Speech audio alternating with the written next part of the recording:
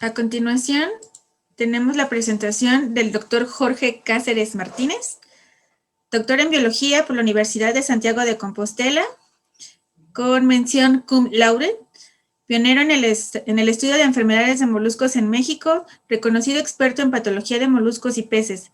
Pertenece al Sistema Nacional de Investigadores desde 2004 y actualmente cuenta con el nivel número 3. Miembro de la Academia Mexicana de Ciencias desde el 2002 y de la Academia de Ciencias de Baja California desde el 2020. Responsable del subgrupo de moluscos de la OIRSA, miembro del panel de expertos de Vivaldi de la Unión Europea y miembro del panel de expertos mundiales sobre el OSHB-1. Actualmente es investigador titular del CICESE, fundador y director del Instituto de Sanidad Acuícola del 2006 al 2017. Cuenta con numerosas publicaciones, entre ellas capítulos de libros y manuales, y con más de 280 participaciones en congresos. Ha sido asesor y ha graduado a más de 20 estudiantes desde el nivel licenciatura hasta el nivel de doctorado. Bienvenido, doctor Jorge. Hola, ¿qué tal? Muy buenos días o muy buenas tardes por allá en Ciudad de México.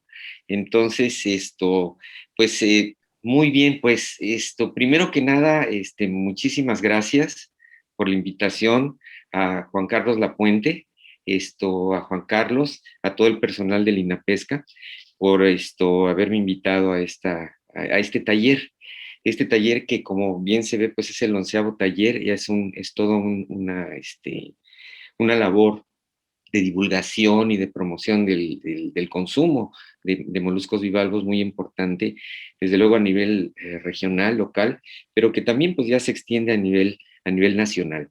Entonces me da mucho gusto el participar con ustedes, estar nuevamente con ustedes, y de alguna manera el tema que se escogió en esta ocasión para el taller, que es sobre sanidad e inocuidad de moluscos bivalvos, esto me llama muchísimo la atención porque durante también muchos años estuvimos organizando en conjunto con el Comité de Sanidad Acuícola del Estado de Baja California, estuvimos organizando el Simposio de Sanidad Acuícola y lamentablemente ya el año pasado no se pudo realizar por las condiciones tanto de la pandemia como financieras, pero qué bueno que se retoma bajo este formato y nos da pie a dar continuidad al trabajo que se ha venido realizando durante varios años, ¿no?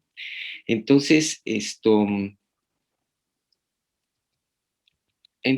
primero que quiero hacer mención es que Juan Carlos nos invitó a participar, me invitó a participar en este taller para hablar del manual de buenas prácticas para el cultivo de moluscos bivalvos, que publicamos ya hace 7 años, por ahí el 2014, y que este manual vino a reunir las experiencias que adquirimos durante algunos años, bueno, en realidad más de 20 años, en esto de trabajo con los productores.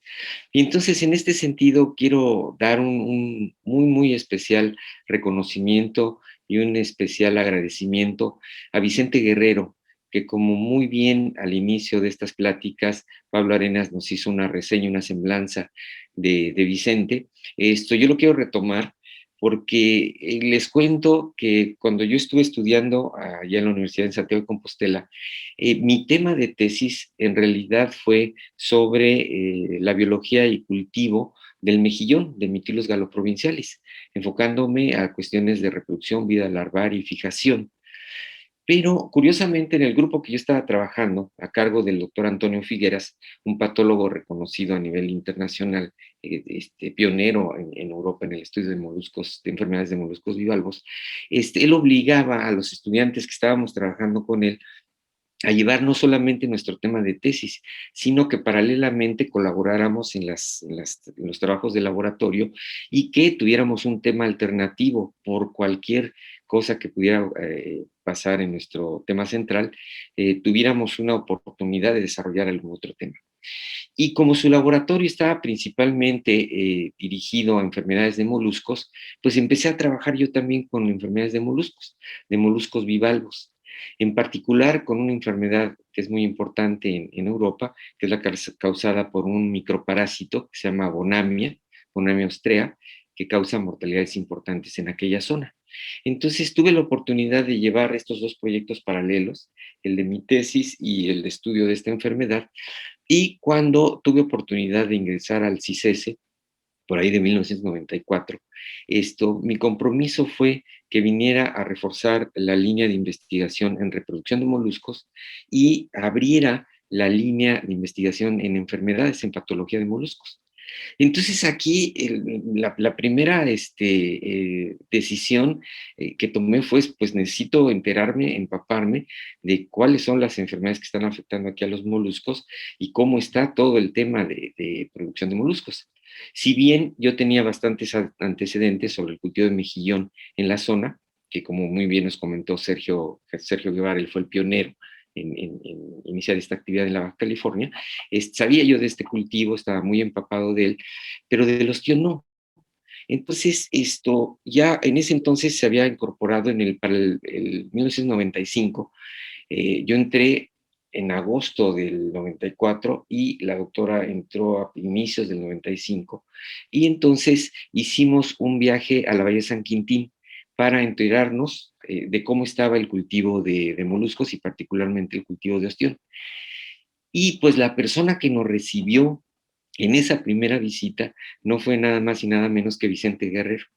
Él nos recibió en su casa, nos abrió las puertas de su casa, tuvimos una charla muy agradable y él nos abrió el contacto con los otros productores de la Bahía de San Quintín, su hermano Juan Guerrero, su esposa Ana, y a partir de ahí iniciamos los trabajos de investigación en este sentido.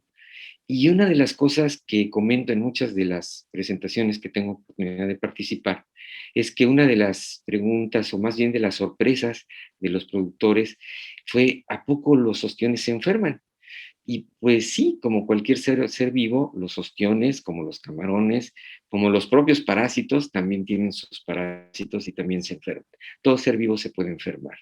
Entonces, a partir de ahí empezamos a tomar muestras cuando pues era un campo completamente desconocido. Y mi compromiso en CICE se cambió radicalmente. De reforzar la línea en reproducción de moluscos, pasé a iniciar y a apuntalar la línea de investigación en enfermedades de moluscos, cosa que agradezco mucho porque me ha dado la oportunidad de tener todo un desarrollo en esta línea y de pues aprender mucho a lo largo de estos años. Y precisamente parte de ese aprendizaje es el que intentamos reflejar en este manual de buenas prácticas. Entonces, les comento un poquito la historia de este manual, porque la importancia del cultivo de moluscos no es nada más en México, sino a nivel mundial y en particular en Centroamérica y el Caribe.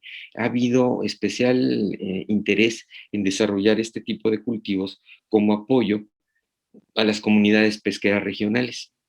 Y a partir de ahí, el OIRSA, que es este organismo internacional regional de sanidad agropecuaria, a través de sus grupos de expertos, nos invitaron a elaborar este manual que considerara no nada más las experiencias en el cultivo de moluscos que tuviésemos en México, sino recuperar las experiencias que se tuvieran en otras partes de Centroamérica e incluyendo a Sudamérica.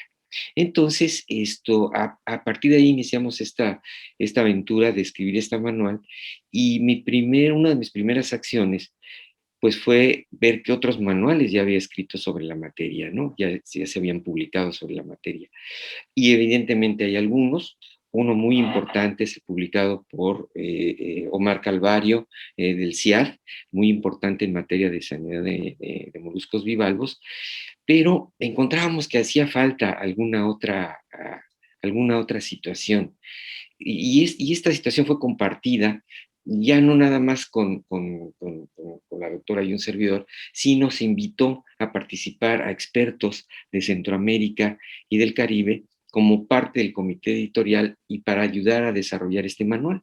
Entonces participó la maestra Olivia Tapia, para los que somos de acá de Ensenada y todos los estudiantes que han salido de la universidad, la maestra Olivia Tapia es toda una referencia y toda una autoridad en materia de histología de organismos acuáticos, y muy, muy empapada en el cultivo de organismos acuáticos en general y de ostión en particular. Ella estuvo colaborando con el Comité de Sanidad Acuícola durante muchos años. Entonces ella participó activamente también en la construcción de esta manual. Participó Bielka Morales, entusiasta y muy emprendedora investigadora de El Salvador, de Panamá, perdón, y coordinadora en este organismo internacional, y otros colegas como Marcos Godoy, Reinaldo Morales, Guillermo Sabino Rupp, Alexandra Peralta, etcétera. Todos estos compañeros nos ayudaron a elaborar este manual. Y como yo les decía, al consultar otros manuales, y no nada más de moluscos bivalvos, sino también de otros organismos acuáticos, una de las cosas que me di cuenta es que faltaba un aspecto muy importante, que era el considerar los principios biológicos y ambientales para elaborar este tipo de manuales. Le estoy hablando de hace unos 10 años, cuando empezamos a escribir este manual. Entonces se detectaba por ahí un hueco en información. Y este hueco en la información tiene también que ver con la historia de las enfermedades a nivel mundial de los organismos acuáticos, porque recordemos que el estudio de las enfermedades y las organizaciones, tanto nacionales como internacionales, para el estudio de las enfermedades, surgen por el comercio de ganado, ¿sí? Cuando se ve la necesidad de impedir la dispersión de enfermedades por el comercio de organismos terrestres, ¿sí? Estoy hablando de hace muchos años. Y es hasta épocas muy recientes cuando se empieza ya el estudio de organismos acuáticos. Entonces, el enfoque de las enfermedades, siempre cargado un poco más hacia el aspecto veterinario, dejaba un poco en fuera el aspecto biológico ambiental. Y por su parte, cuando un biólogo se enfrentaba al estudio de las enfermedades, tomaba mucho peso al estudio de la biología y del ambiente del organismo acuático, pero sin bases veterinarias. Entonces, por ahí teníamos ya una interacción bastante interesante, esto que en conjunto, ahora, a través de los años, está dando frutos muy, muy valiosos, ¿no? Porque ya se tiene una concepción mucho más integral de lo que es el estudio de las enfermedades de organismos acuáticos. Entonces, en ese sentido, construimos el contenido de este documento, haciendo hincapié en el medio acuático, en el medio costero, tomando fenómenos costeros como las mareas, las urgencias, la termoclina, cuestiones biológicas como la sucesión biológica, la epibiosis que ocurre en todos los sustratos que eventualmente quedan bajo el mar expuestos al arribo de organismos, la transfaunación, y así fuimos construyendo el manual, llegando desde luego al capítulo de las enfermedades, qué tipo de enfermedades afectan a estos organismos, en particular de dos de ellas, de tres, en realidad voy a hablar en la siguiente presentación, pero en este manual evidentemente era necesario considerarlas y mencionarlas, ¿no? Esto, otro aspecto fundamental que ahora ya vieron integrado en los videos que nos hicieron favor de presentar los ponentes anteriores, que ya está muy integrado al tema de la sanidad, es considerar las especies, el tipo de especie que vamos a cultivar. ¿Sí? El origen de la especie, si se trata de una especie nativa o una exótica, de dónde se obtienen las semillas, si es del medio natural, del laboratorio, etcétera. Todo esto ya lo vimos muy bien ilustrado en las ponencias pasadas, ¿verdad? También vimos que era imprescindible no solamente tener en consideración esos aspectos del cultivo, sino también cómo opera, cómo se da el paso a paso de la actividad y detectar en cada uno de estos pasos en donde pudiéramos encontrar un punto crítico o un punto que nos llamara la atención para implementar o proponer alguna medida sanitaria. Desde luego, como también ya se ha mencionado, el muestreo sanitario para los moluscos implica no nada más el propio organismo, sino implica el ambiente y todas las condiciones externas al cultivo lo determinan. Entonces, bueno, me sirve muy bien las exposiciones anteriores para ir dando este contexto y quizás reforzar algunos de los aspectos. Aquí ya nos hablaron de los muestreos de contingencia, ajá, y vimos también el aspecto de seguridad e inocuidad alimentaria, aspectos básicos y muy importantes, que este tema lo voy a tocar muy poco porque, como yo les he mencionado, expertos de otras instituciones han hecho trabajos excelentes en esta materia y van a tener participaciones en este evento. Entonces lo vamos a mencionar poco. También consideramos hablar de la capacitación y la verificación sanitaria como un aspecto fundamental en la sanidad acuícola. Entonces, muy bien, ya viendo todo ese panorama de construcción del manual, vamos a dar una breve introducción, ¿sí? Sobre el tema y pues como todos ustedes saben, ¿sí? La producción de moluscos bivalvos, ¿sí? Ha venido creciendo alrededor del tiempo. Tenemos aquí un dato relativamente reciente, del 2016, en que esta producción alcanzó los 17.1 millones de toneladas y que representan un valor de 29.200 millones de dólares. Esta producción está compuesta por muchas especies, más de 100, y de las cuales el más importante, la especie más importante, son las que pertenecen al género Crassostrea, y en particular Crassostrea gigas. ¿Sí? Mientras que en México, Centroamérica y el Caribe, la producción se da más por cultivo más por captura, por pesquería que por cultivo. Sin embargo, es importante. Y México la lidera con una producción de ostras del género Crassostrea, fundamentalmente de Crassostrea virgínica en el Golfo de México, de alrededor de unas 45,000 toneladas. Después por ahí creo que vamos a ver alguna grafiquita más ilustrativa, ¿no? Por otro lado, Cuba tiene una producción de ostra de mangle, Crassostrea rhizophorae, superior a las 1,000 toneladas. Entonces, esto es nuestro escenario, es un escenario importante. Como ya se mencionó, México ocupa por ahí del 10º lugar, están entre los 10 principales productores de moluscos y tenemos potencial para que esta producción aún pudiese ser mayor, ¿verdad? Bueno, muy bien. Entonces, las especies que se cultivan en la región, en México, en el Caribe y parte de Centroamérica, pues aquí las tenemos listadas, ¿no? Ya en México nos han presentado algunas de ellas. El Crassostrea gigas sigue siendo la más importante, pero tenemos la pata de mula, tenemos el callo de hacha, tenemos la almeja catarina, la mano de león, etcétera. Una serie de especies muy importantes y de todas o de muchas de ellas se ha intentado el cultivo comercial. Sin embargo, en la mayoría de los casos ha quedado a un nivel semicomercial o piloto y realmente no han llegado a detonar estos cultivos como esperaríamos, ¿no? Que tuvieran producciones equivalentes o comparables con lo que se obtiene con el Crassostrea gigas. Sin embargo, es fundamental continuar con el estudio de estas especies nativas y sus metodologías de cultivo para que eventualmente impacten mayormente el mercado. Muy bien, entonces hablábamos de estos principios ambientales y biológicos que tenemos que considerar para el cultivo de los moluscos y para que estos estén sanos. Y efectivamente ya nos hicieron una muy buena reseña de ellos, sí, pero quiero hacer hincapié en estos fenómenos oceanográficos que corresponden a las mareas, por ejemplo. Entonces tenemos este flujo de agua que va y viene durante el día y que va a estar trayendo agua oceánica hacia la laguna costera y posteriormente va a llevar agua de la laguna costera hacia la parte oceánica. Y esto implica cambios fisicoquímicos importantes que están relacionados, en el caso de las lagunas costeras, con el aporte de terrígenos por los ríos, de contaminantes por los ríos, de desechos agroindustriales o desechos domésticos a los ríos, que le dan una composición particular al agua.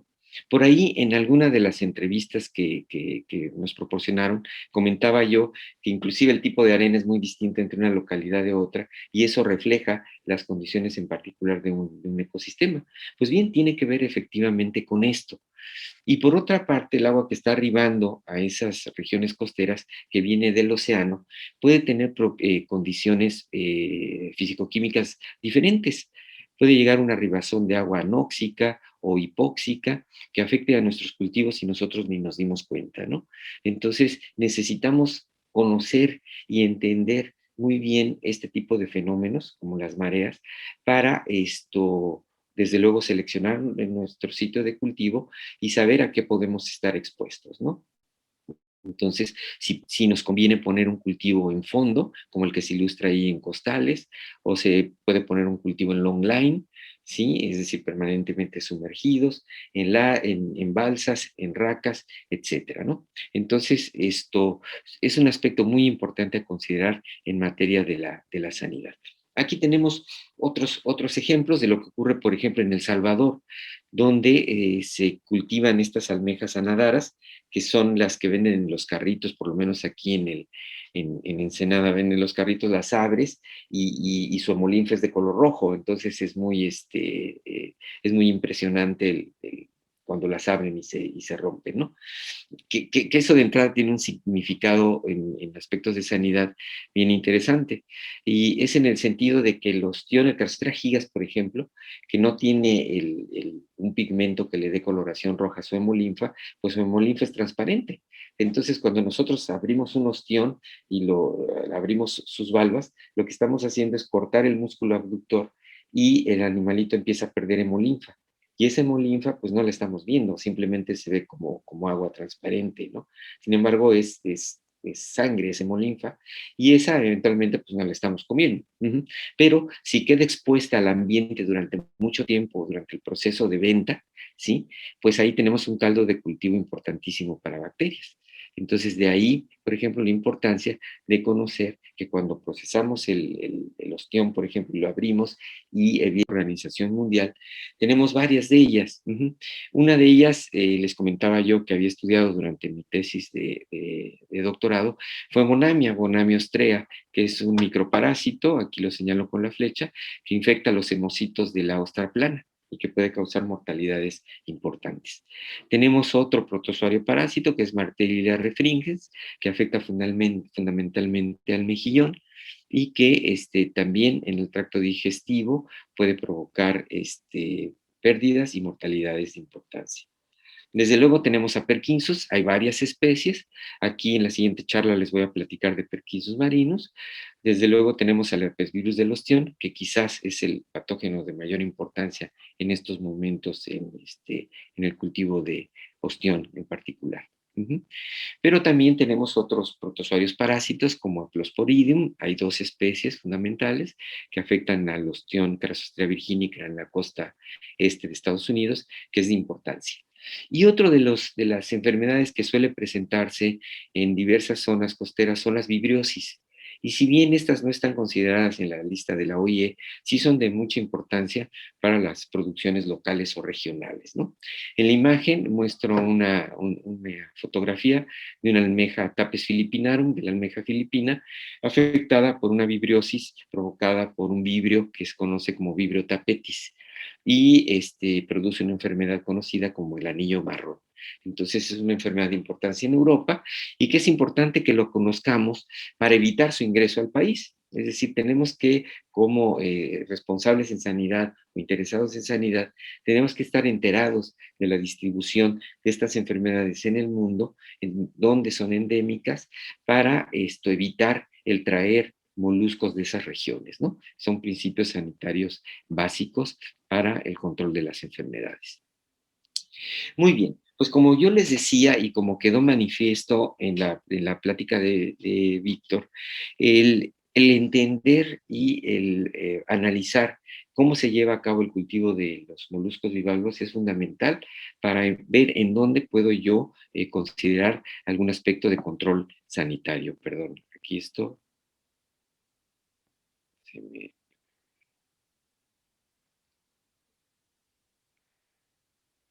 Ups.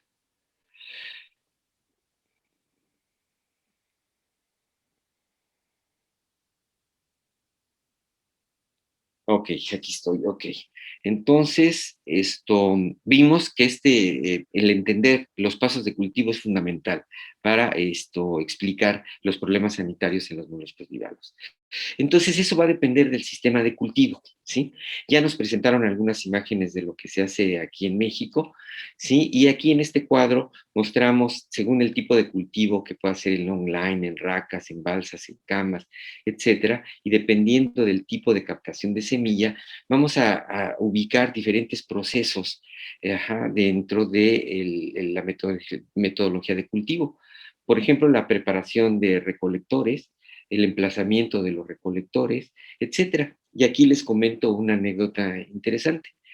Como ustedes saben, el cultivo de ostión en racas, que se lleva a cabo el San Quintín, o el cultivo de ostión de placer en Nayarit, dependen de captación de semilla del medio natural y dependen de colocar colectores en el ambiente, que el colector no es otra cosa que la concha vacía del molusco, en donde se van a sentar las pequeñas larvas, ¿no? Y estas conchas pues tienen un valor para la producción, porque el productor las utiliza. Y de hecho, aquí en Ensenada, algunos de los productores que llevan su producto a los carritos de venta alrededor de la ciudad, les piden que les regresen las conchas, porque estas conchas ellos las usan para construir sus sartas. Y estas sartas es donde se va a fijar el mejillón. Entonces, bueno, pues suena muy bien, está muy bonito, pero eso nos puede llevar a un riesgo sanitario. Sí, ¿por qué? Porque si yo no le doy un tratamiento adecuado a esas conchas que estoy yo reutilizando, puedo llevar una enfermedad o un parásito en particular a mi zona de cultivo o resembrarlo en la zona de cultivo. Entonces es necesario tratar las conchas. Y aquí nos ocurrió también una anécdota interesante en una localidad en donde un productor estaba muy contento porque le habían regalado sartas para su cultivo de ostión, con todas las conchas ya hechas las sartas y tal. Y le preguntábamos, bueno, ¿y por qué te las regalaron? No, pues es que se murió todo el ostión que tenían y pues desecharon todo y me regalaron eso. Bueno, pues ahí hay que tener cuidado porque a lo mejor por lo que se murieron pudo haber sido un tipo de enfermedad que estuviera contenida en la concha. Entonces, había que hacer un tratamiento de las conchas. Hoy esto ya se maneja muy bien y bueno, se ha entendido y es importante ubicar esos puntos de interés sanitario para aplicar una medida de contención o de erradicación. ¿Sí? Igual ocurre con la preparación de las balsas, de los estantes, etcétera, el acondicionamiento de las instalaciones, qué tipo de materiales voy a usar, qué tipo de manejo le voy a dar para cada uno de los pasos de mi cultivo. Ujú. Desde luego aquí tenemos otro pequeño esquemita, dependiendo de si la producción es de largo de laboratorio, qué puntos dentro del cultivo llaman mi atención para diseñar o implementar una medida sanitaria de contención de enfermedades, ¿no? Ya vimos también en los videos algunos ejemplos en este sentido. Ok, una cosa es cómo se diseña, pero otra cosa es cómo lo opero, cómo está funcionando ya la operación en sí del medio de cultivo, ¿sí? Y esto es muy importante porque, como ustedes ven en la imagen, choca mucho una imagen en este sentido, de que nosotros no seríamos capaces de tomarnos un agua como esa. Ajá. Sin embargo, cuando tenemos nuestros animalitos en cultivo, pues no sabemos realmente qué es lo que está pasando con el agua a su alrededor. Ya lo dije con respecto a los monitoreos ambientales. Entonces, tenemos que tener particular cuidado en prever que las condiciones de nuestros organismos en cultivo, tanto en el ambiente como en el laboratorio, sean las mejores, ¿no? Entonces, mantener a nuestros reproductores en condiciones óptimas, con sistemas de recirculación, de filtración, de desinfección adecuados a la especie, a la técnica de cultivo que yo tenga. Es importante que yo examine la calidad de la semilla, por ahí también ya vimos algo en los videos. Es muy importante el cuantificar y cualificar las características de semillas sanas versus semillas que puedan tener problemas. Yo decía en alguna de las entrevistas que la movilidad es muy importante, el tipo de nado de la semilla es muy importante, y la observación al microscopio que nos indique si hay algún tipo de lesión, o hay algún tipo de alteración, o inclusive si hay algunos microorganismos asociados, como pueden ser protozoarios, inclusive bacterias, etcétera, ¿no? Entonces necesitamos tener nuestros procesos de vigilancia bien establecidos. ¿Sí? Aquí tenemos otra serie de imágenes de cómo se hace la fijación de larvas de ostión en postas de fijación en la bahía de San Quintín. Entonces tenemos cómo se recibe la larva, que viene en hieleras, vienen estas bolsitas se abren en una cubeta y posteriormente se reparten en la posta de fijación. Y aquí había una cuestión bien interesante, que quizás resultaría obvia, pero no lo era, y era decir cuántas semillas sembraste. Entonces nos decían, pues, no sé, 1 millón de semillas, 2 millones de semillas y tal. ¿Y las contaste? Pues buena pregunta, ¿no? ¿Cómo sé yo cuántas semillas estoy sembrando y cómo sé yo qué rendimiento estoy obteniendo? Entonces, a partir de ahí, pues ahora los productores ya están muy conscientes de que a cierto peso corresponde cierta cantidad de semilla, y ahora se exige que eso se corrobore. Entonces, saber qué cantidad estoy sembrando para posteriormente ver el rendimiento y entonces poder tener estimaciones de mortalidad ocurrida durante el proceso, ¿no? Entonces, son aspectos sencillos, pero muy importantes para la producción. Después tenemos la siembra una vez que tengo ya la semilla fijada en la sarta, o que voy a sembrar semilla a granel producida en el laboratorio. Esta la voy a sembrar en diferentes artes de cultivo. Aquí tenemos el ejemplo de estas cajas. Esto se ponen estas bolsas con mallas de diferente diámetro y después se estivan en estas cajas y se ponen en áreas de crecimiento ya en la bahía, ¿no? Entonces, esto es como se hace, por ejemplo, aquí en México, en San Quintín, pero aquí tenemos el ejemplo como se hace en Costa Rica. Y aquí, como vemos, las artes de cultivo cambian. No estábamos hablando de canastas tipo Nestier, sino estamos hablando de canastas tipo Lanternet, ¿no? Como las que ven en la imagen, y estamos viendo que las bolsitas, en lugar de ser cuadradas, son redondeadas, ¿sí? Y entonces les preguntábamos, oigan, ¿y por qué las bolsitas son redondeadas en el caso de ustedes?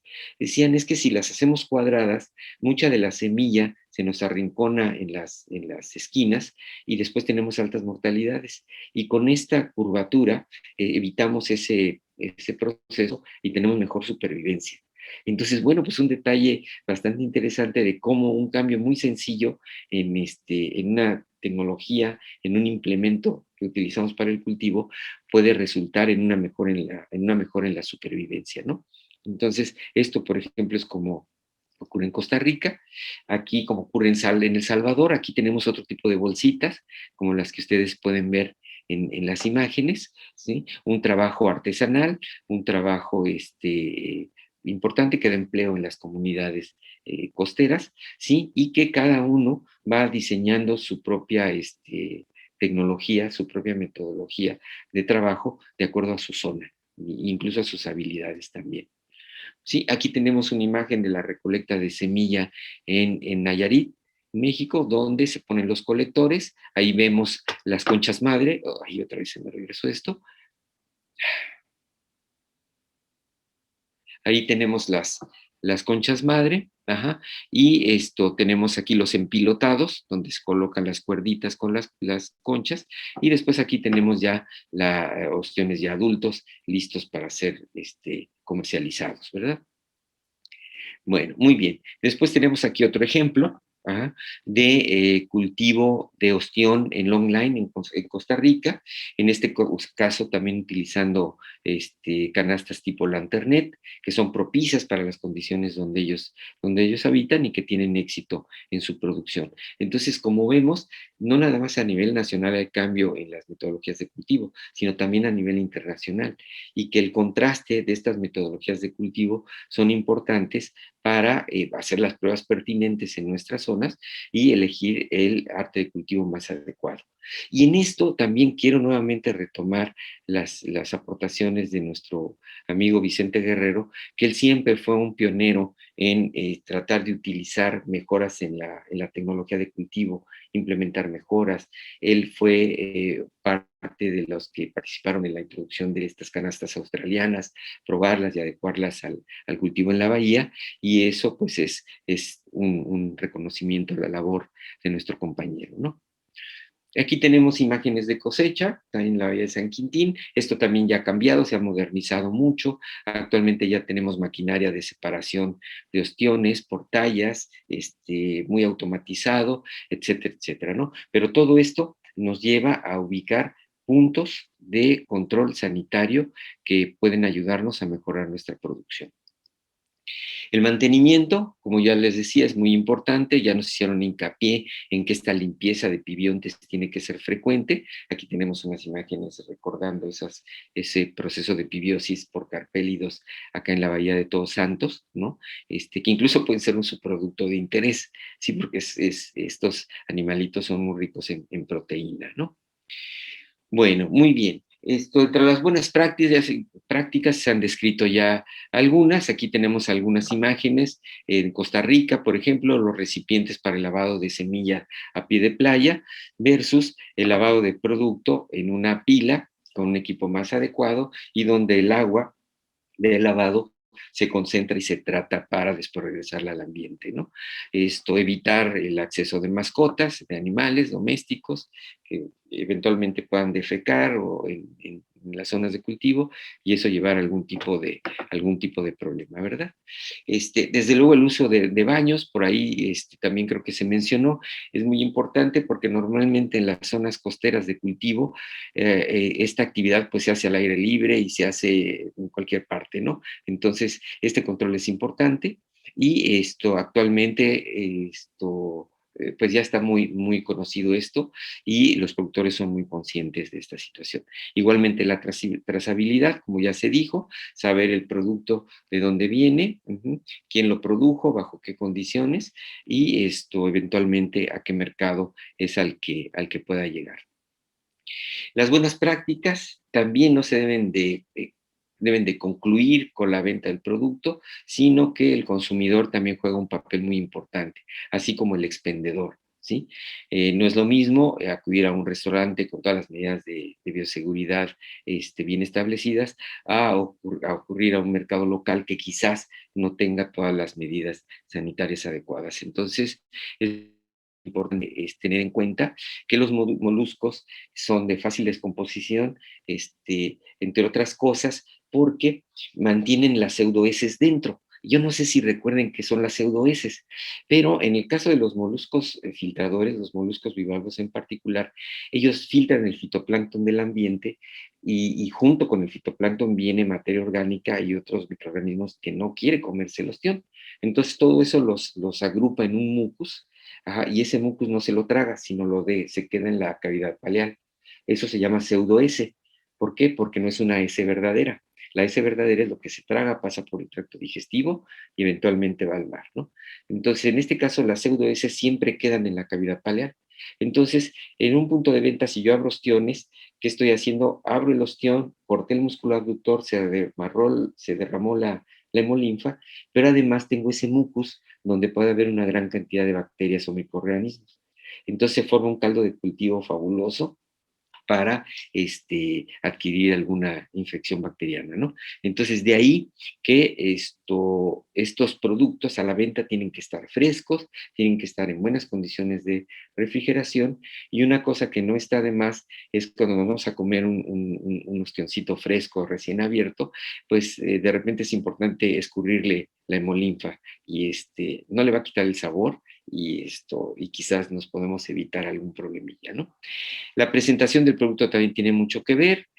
Por ahí en los videos vi algunas imágenes, pero aquí les muestro una de una exposición ya comercial en un evento de venta de estos productos, que pues aquí los que hemos estado en Ensenada, que hemos participado en otros eventos de estos festivales de la concha y el vino nuevo, que se han traído también exposiciones, vemos ya que la presentación del producto es súper moderna, ¿no? Y con muchas garantías de calidad para el consumidor y para el público en general.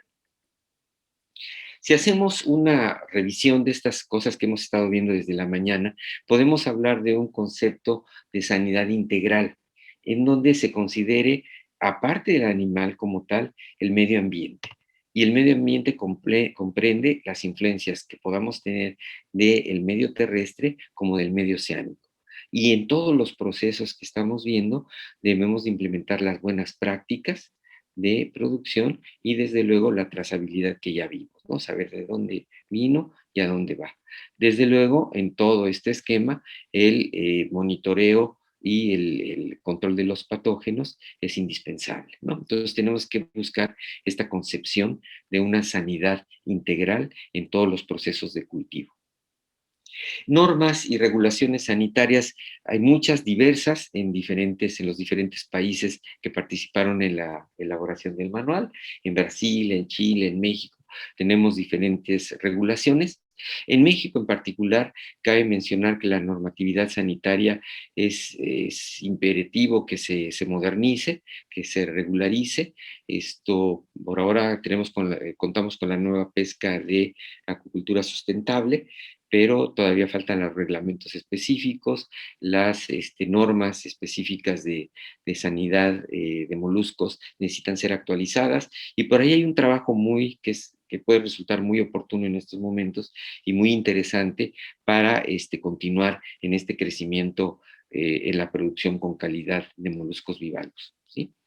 El muestreo sanitario ya vimos que es fundamental para el caso de los moluscos bivalvos, diría yo, para cualquier cultivo, sea de moluscos, peces o crustáceos, o cualquier otro tipo de organismo, ¿no? Acuático.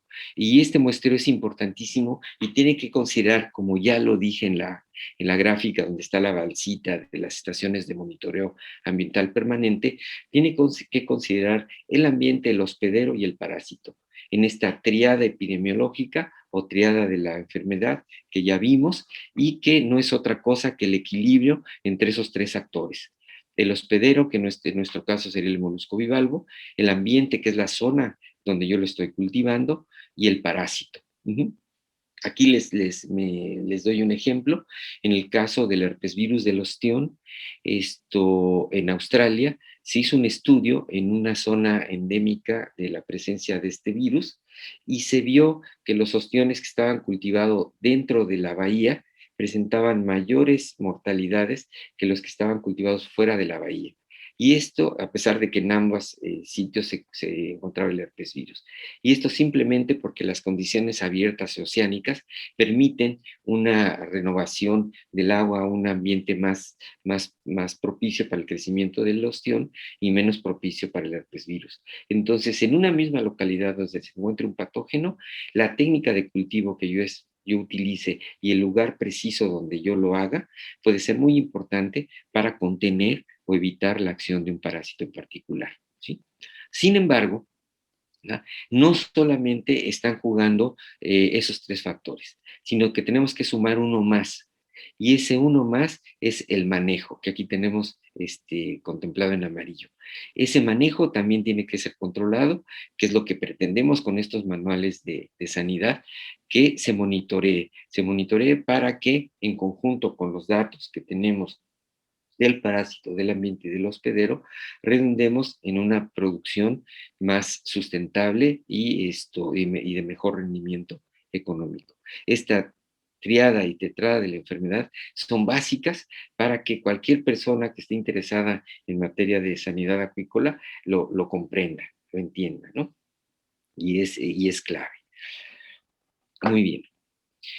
Dentro de las consideraciones del muestreo, es muy importante tener en cuenta, como ya vimos, el parte de cultivo, el sitio de cultivo, la zona o región de cultivo, hasta la cantidad de organismos o el tejido de organismos que voy a usar, que voy a obtener para hacer mi diagnóstico. Entonces, yo puedo diseñar una técnica de muestreo determinada, aquí señalada por el cuadrado rojo, en una población que esté muy infectada por un patógeno en particular. Entonces, yo puedo lanzar mi monitoreo, mi muestreo, y detecto con mucha precisión el problema. ¿Por qué? Porque tengo una amplia distribución del parásito. Sin embargo, si su distribución es menor, como vemos aquí abajo, yo puedo lanzar un muestreo también muy amplio y quizás mis probabilidades de detectar el problema sean muy bajas. Entonces, esto lo tenemos que considerar y tenemos que hacer diseños específicos de nuestros muestreos en función de mi condición en particular. ¿Sí? Sin embargo, a pesar de estas particularidades, también tenemos aspectos generales sobre el muestreo que están muy claramente descritos por la OIE, por esta Organización Internacional de Salud Animal, donde con base en estadísticos y dependiendo del tamaño del lote, nos dicen qué tamaño de muestra puedo yo obtener, dependiendo de la prevalencia esperada, y que me dé un resultado confiable en mi diagnóstico de enfermedades en particular. La inocuidad y seguridad alimentaria, como ya les dije, en mi caso no voy a abundar en esto, simplemente mencionar que la presencia de florecimientos algales nocivos es fundamental. De esto nos va a hablar el doctor Ernesto García, también de CICESE, con el Laboratorio de Referencia de Toxinas Marinas, y que es un tema sumamente importante para la bioseguridad alimentaria. Todas estas toxinas son de alta relevancia, como también los vibrios, la carga de vibrios, vibrio cólera, coliformes totales, fecales, etc. Y eso, dependiendo de esa calidad de bacteriológica, pues va a depender la clasificación de las zonas de producción, como también ya vimos un poco. Entonces, siempre es importantísimo, sobre todo si estamos hablando de organismos filtroalimentadores, que los cultivemos en zonas limpias y que lleguemos a acuerdo del uso de la fuente de agua, del recurso costero, etcétera, a un uso racional y que todos los actores estén conscientes del efecto que pueden tener sus acciones sobre el ambiente. Y que eso va a condicionar mucho mi clasificación de zonas, ¿verdad? Las cuestiones de depuración que podrían funcionar en zonas donde tenemos altas contaminaciones. En Europa esto se usa, en España es común, en las rías gallegas es común encontrar plantas de depuración asociadas a los productores y que te garantizan en la medida de lo posible un producto inocuo al consumo humano, ¿verdad? La capacitación y verificación sanitaria es fundamental, ya lo vimos, esto que estamos viviendo con este taller de la concha y el vino no es otra cosa que una acción en este sentido, de capacitar a todos los que nos están escuchando, nosotros mismos en esta interacción que tenemos con todos ustedes nos capacitamos y esa capacitación desde luego que tiene que ser verificada. Muy bien, pues ahí llegaríamos al final de esta charla. Desde luego hacer un agradecimiento al comité editorial, ya les comentaba yo de Bielka, la maestra Olivia, Alexandra Peralta, Iris Pérez, Reinaldo Morales, Marco Vinicio Soto, Marcos Godoy, Guillermo Rupp, ¿no? Y que todos ellos, pues expertos en la materia y que nos ayudaron a construir este manual. Así es que, pues muchas gracias. Esa es una imagen ya que sacamos del pasado, cuando hicimos el festejo por la publicación del manual. Entonces, pues gracias por su atención y terminaríamos con la primera charla. Muchas gracias, doctor. Si gusta, le doy pie a la siguiente presentación, que sería el estudio actual de las principales enfermedades en moluscos bivalvos. Bueno, pues sí, esta tecnología que no permite mucho el contacto visual con los participantes, pues siempre desconcierta un poco, ¿no? Pero bueno, espero me estén escuchando bien, fuerte y claro. Y bueno, pues entraríamos a la segunda charla, que es sobre el estado actual de las principales enfermedades de moluscos bivalvos en México. Por ahí hay un errorcillo en el programa porque dice estudio actual. En realidad es lo mismo, o sea, estamos hablando del estado actual, pero pues definitivamente depende de los estudios que hemos estado realizando, ¿no? Al, al momento. Entonces, pues iniciamos, jóvenes, jovencitas, con esta presentación, y pues ya hablamos de la OIE, de esta Organización Internacional de Salud Animal, y que lista las de diferentes enfermedades que afectan a la producción agropecuaria y pesquera a nivel mundial, y que brinda asesoría a los países miembros, tiene laboratorios especializados y certificados por la propia OIE, que se llaman laboratorios de referencia. Desde luego en México contamos con los laboratorios de referencia del SENACICA, de alta competencia, y pues bueno, de las enfermedades que tenemos listadas en la OIE, fundamentalmente se trata de protozoarios, Perkinsus marinus, Bonamia ostrea, Bonamia excitiosa, Martelia refringens, Perkinsus olseni y Microcitos McKinney. Estamos hablando de protozoarios. Pero hay una más incluida, que es el herpesvirus del ostión, el OSHB-1, que pues lo tenemos en México. En México tenemos 2 de estas enfermedades, de las que vamos a hablar con mayor detalle, ¿no? Porque son las que nos están precisamente afectando, son las que considera el programa de Senacica y de los comités para su monitoreo, para su seguimiento, y pues vamos a platicar de ellos. Perkinsus marinus. Perkinsus marinus no es otra cosa que un protozoario, ¿sí? Que se detectó hace ya casi 80 años. O sea, estamos hablando quizás del parásito de moluscos bivalvos más estudiado a nivel mundial. Esto se detecta a principios de los años 40 en la costa este de Estados Unidos, en el delta del río Mississippi en Luisiana, donde había unas producciones muy importantes de Crassostrea virginica, del ostión americano, el ostión del este, Crassostrea virginica, y detectaron mortalidades muy importantes, ¿no? De organismos de talla comercial, y tenían pérdidas prácticamente del total de su producción. Y es importante esta referencia histórica o esta reseña histórica, como vamos a ver más adelante, y que de alguna manera concentra lo que ha pasado en la detección o el descubrimiento de otras enfermedades. Es decir, se presenta primero una mortalidad importante, si no se sabe cuál es la causa, y se acude a la primer causa más evidente, o a la sensación o a la percepción más evidente de lo que esté causando el problema. Entonces, en esa zona del delta del río Mississippi, donde está cultivando Crassostrea virginica, estaba una explotación de ostión, una extracción de, perdón, de petróleo, una extracción de petróleo, y también una fábrica de fertilizantes. Entonces, los productores de ostión demandaron a los petroleros y a los productores de fertilizantes porque asumían que sus desechos contaminantes era lo que habían matado a los ostiones. Entonces, en defensa de esto, los empresarios, los petroleros y los de los fertilizantes, contrataron a un grupo de investigación para que demostrara que no era su petróleo lo que lo mataba o sus contaminantes. ¿Sí? Por su parte, los productores también contrataron un grupo de investigación, y el gobierno también, para que hubiera imparcialidad. Entonces ahí se detonó un trabajo de investigación muy importante, que empezó a generar sus resultados. Y los resultados fueron que se descartó al petróleo como agente directo de las mortalidades. También los fertilizantes no veían que las aguas residuales de manera directa de estas empresas tuvieran un efecto, más sin embargo había algunos organismos que habían detectado en la zona y que quizás pudieran estar causando estas mortalidades, ¿sí?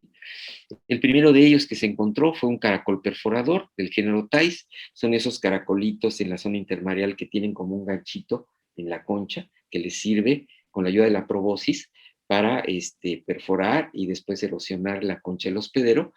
Se asientan y luego lo succionan, le succionan la hemolinfa. Entonces, esto son unos verdaderos entre parásitos y depredadores. Sin embargo, se descartó al poco tiempo. Después se pensó que otro protozoario, un nematopsis, un tipo gregarina, que se encuentra en los tejidos, diversos tejidos del ostión, podía ser la causa. También fue descartada.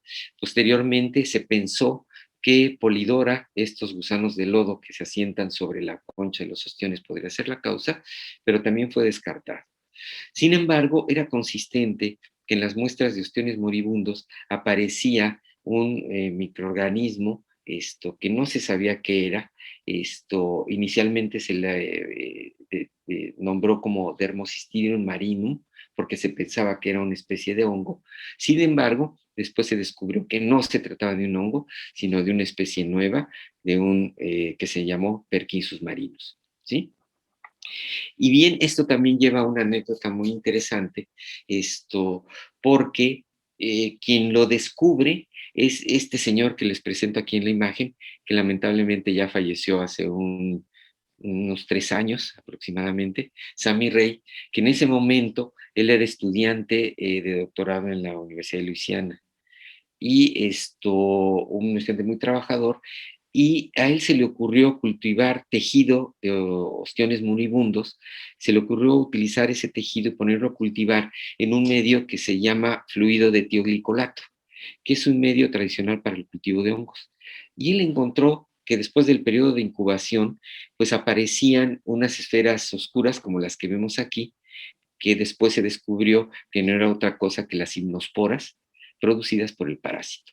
Y entonces él al encontrar estas esferitas dijo, pues aquí hay algo, después lo contrastó con lo que encontraba en los tejidos histológicos, vio que había una correlación y a partir de ahí se descubre, se cultiva, se aísla y se identifica taxonómicamente a este parásito y se bautiza como Perkinsus marinus, ¿no? Entonces ya vemos ahí que es una clase separada de los apicomplexa, ya que tiene zoosporas, que eso va a ser una cuestión muy importante en el aspecto de su control o del entendimiento de cómo afecta o cómo ingresa al hospedero, ¿verdad? Bueno, pues aquí tenemos, primero pasan estos eventos de mortalidades, hay sospechas del agente causal, finalmente se descubre cuál es el agente causal, se bautiza inclusive, pero ahora se estudia su ciclo de vida. Y el ciclo de vida es posible estudiarlo gracias a que se cuenta con este cultivo en el medio del tioglicolato. Y aquí tenemos una imagen que corresponde a un trabajo del doctor José Fernández Robledo. Él fue mi compañero en el doctorado, hicimos la tesis juntos, él trabajando con Bonamia, fíjense también, y yo con Mejillón, pero este dibujo él lo hizo y está en una de sus publicaciones. Y me gusta mucho porque ilustra muy bien cómo es el ciclo de vida del parásito. Entonces, si me siguen con la flechita, vamos a ver que dentro del hospedero podemos encontrar estas bolitas que son los trofozoitos del parásito. Y estos trofozoitos del parásito, si la infección es severa, puede abarcar todos los órganos. ¿Por qué? Porque los hemocitos, los fagocitos del ostión, captan a este parásito para tratar de destruirlo. No lo logran y entonces el parásito prolifera dentro de estos hemocitos y se distribuye a través del sistema circulatorio abierto del ostión por todos los tejidos, ¿sí? Entonces, el ostión infectado puede estar expulsando parásitos al agua a través de sus heces fecales. Si está infectado y está combatiendo al parásito, puede estar lanzando al ambiente este tipo de parásitos. Pues muy bien, cuando Perkinsus marinus toma contacto con el agua fuera del hospedero, desencadena un proceso de formación de una etapa resistente que se conoce como himnospora. Es decir, llega al ambiente y forma una especie de quiste más resistente que puede permanecer no sabemos cuánto tiempo en el ambiente, en el sustrato o como parte del zooplancton, ¿sí? Esta himnospora, cuando detecta que las condiciones ambientales son adecuadas, empieza a haber una proliferación. Esta proliferación es interna y lleva a la formación de estas zoosporas que mencionábamos que fueron importantes para la identificación taxonómica de esta especie. Bien, pues estas zoosporas vienen a formar parte del zooplancton, de tal manera que otros organismos filtradores que estén en la zona eventualmente lo van a adquirir, ¿sí? Y esto lo vamos a retomar hacia el final de la charla. Ok. Entonces, de esa manera está ingresando Perkinsus al ambiente por expulsión a través de las heces fecales. Pero también cuando un ostión infectado muere, ¿sí? Este ostión se descompone y todos esos trofozoitos que se encuentran en el tejido salen al ambiente y se convierten en himnosporas, ¿sí?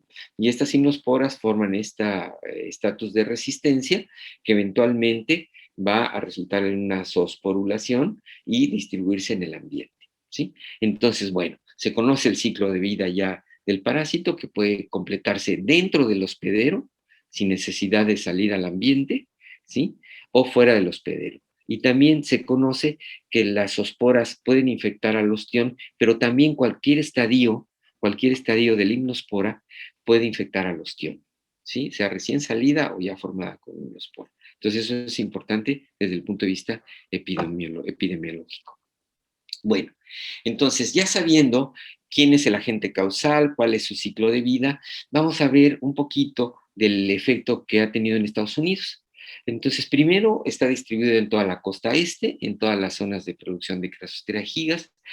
Cada vez se ha detectado más al norte, lo que indica un proceso de adaptación de esta coevolución entre el parásito hospedero, ¿sí? Y tenemos que estar ampliamente distribuido en la costa este de los Estados Unidos.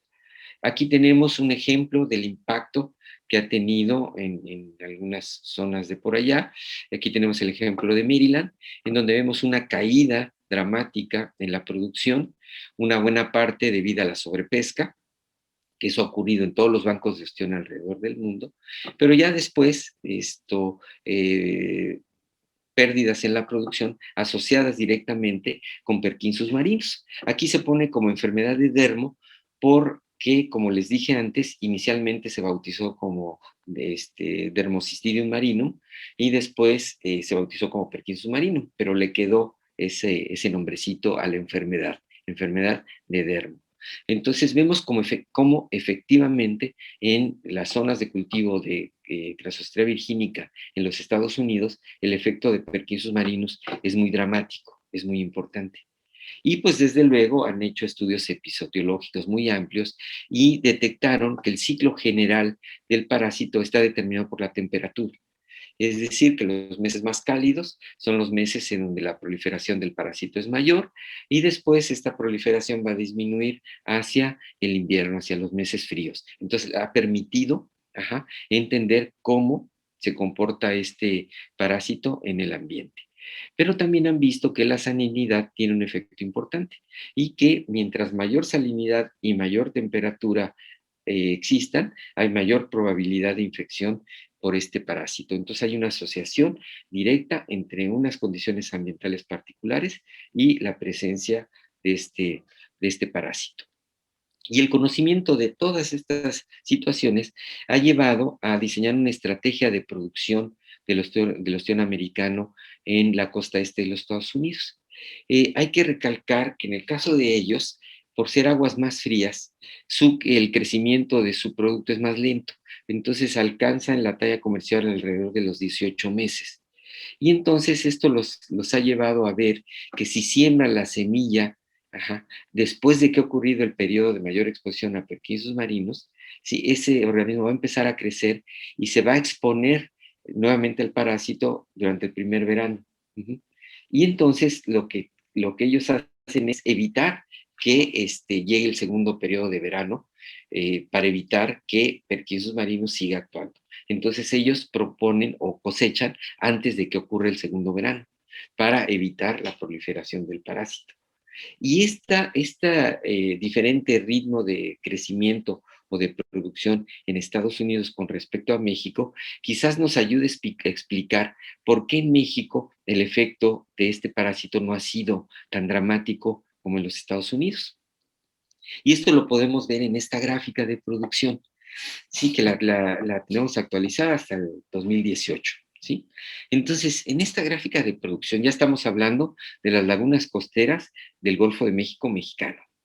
Bueno, entonces vemos que este parásito se detecta en Tamaulipas, precisamente por un grupo de investigaciones que vienen de Estados Unidos, toman muestras en Tamiagua, me parece, y detectan a perquinsus marinos. Desde esa época, imagínense, desde finales de los años 40. Y sin embargo, si analizamos la curva de producción del ostión del este, del ostión americano en México, vemos cómo esta ha ido creciendo, ¿sí? Y es hasta por ahí de 1993 cuando el Cinvestav de Mérida, a través de la doctora Leopoldina Aguirre, retoman este monitoreo de perquinsus marinos en el Golfo de México y estudian diferentes lagunas costeras en Tamaulipas, en Veracruz, hasta Tabasco, y detectan al parásito, a perquinsus marinos, y asumen que estaba asociado a mortalidades que ocurrieron en ese momento. Sin embargo, eso tampoco se pudo demostrar con claridad. Y ahí también cabe mencionar que participó el doctor Eugene Burreson, que fue hasta hace pocos años el responsable del laboratorio de referencia para este parásito por parte de la OIE. Pero bueno, aquí lo relevante es que, a pesar de que sabemos que perquinsus marinos se detectó desde el 49 y que muy probablemente, prácticamente seguro, ha estado desde ahí en las aguas del Golfo de México, ¿sí? Se dejó de estudiar y es hasta el 93 que otra vez se estudia, y a partir del 2001 nosotros ya tenemos la oportunidad, junto con los comités de sanidad acuícola de Tabasco y de Veracruz, de empezar a hacer un monitoreo más detallado, y pues efectivamente lo encontramos en todas las zonas de producción de Crassostrea virginica en el Golfo de México, y sin embargo la producción se ha mantenido relativamente estable. Si ven, esta producción del orden de las 45,000 toneladas se ha mantenido, ¿sí? Lo cual no nos habla de una acción directa del parásito que se refleje en los niveles de producción, ¿sí? Y esto también tiene aparte de que puede estar asociada a esa cosecha más temprana de ostiones que ocurre en México, ajá, también está asociada a las condiciones climáticas particulares de las lagunas de nuestro país. Entonces, en realidad nunca se ha asociado claramente mortalidades de ostión americano en el Golfo de México con la presencia de perquinsus marinos, ¿sí? Por otro lado, se ha encontrado que la variedad dominante, genéticamente la variedad dominante es la tipo 2, que se considera menos virulenta que la tipo 1, que es la dominante en la costa este de Estados Unidos. Esto también nos puede hablar de una coadaptación del parásito en las aguas mexicanas, ¿no? Entonces, afortunadamente la variedad que se ha detectado acá se considera menos virulenta. Y la detección de enfermedades, de desarrollo de la enfermedad a través de histología, ajá, se ha visto que se mantiene a nivel subclínico. Es decir, que no encontramos me están apareciendo unas rayas aquí. No sé si por ahí las ven ustedes. No sé si me puede contestar alguien. No, doctor, ¿se ve bien? Ah, ok, entonces nada más es en mi compu. Bueno, Igual. entonces, lo que hemos visto es que la infección se mantiene a nivel subclínico, es decir, difícilmente encontramos animales con signos clínicos de la enfermedad. Y en los pocos estudios que se han hecho con otras técnicas, efectivamente se ha mantenido este nivel, es decir, no se muestra un alto porcentaje de animales severamente infectados, ¿no? Y lo que también sabemos es que es enzótico en la zona, es decir, ya está bien establecido en el Golfo de México, y que sus prevalencias varían a través del año. Es lo que podemos decir de perquinsus marinos en Crassostrea virginica del Golfo de México. Eso es perquinsus marinos en el Golfo de México, pero después resulta que a través de los monitoreos rutinarios del Comité de Sanidad Acuícola de Nayarit, sin aparecer mortalidades específicas, empezamos a detectar a través de histología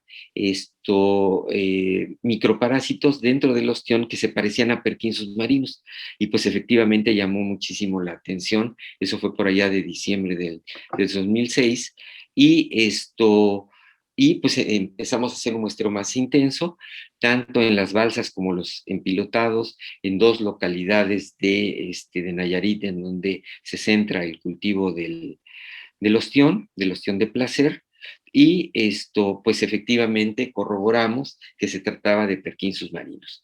Es decir, se observaban signos clínicos en algunos casos, no en muchos, pero veíamos organismos con las condiciones como las que ven en la fotografía. Ajá. Después hacíamos este cultivo en el teoglicolato, que les platiqué que el primero que lo descubrió fue Sammy Rey, ¿sí? Y encontramos la producción de esas esferas negras, esas gimnosporas. Después, por histología, encontrábamos los trofozoitos característicos del Perkinsus marinos, y finalmente, por secuenciación, por PCR y secuenciación, encontramos que se trataba efectivamente de Perkinsus marinos en Crassostrea cortesiensis, ¿verdad? Bueno, pues esto nos llevó a la pregunta obligada, es pues ¿de dónde vino? ¿O ya estaba aquí? ¿O qué pasó?